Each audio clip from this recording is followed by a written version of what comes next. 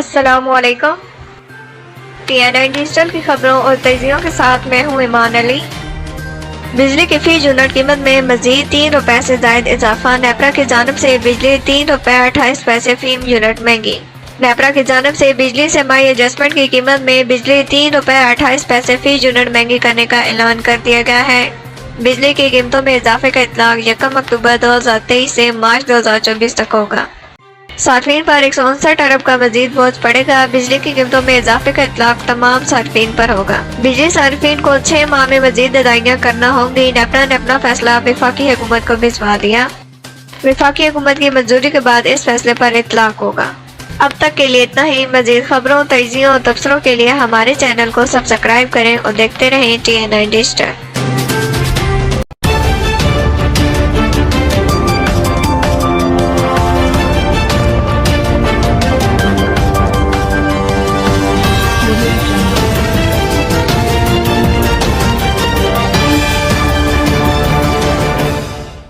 TNN Digital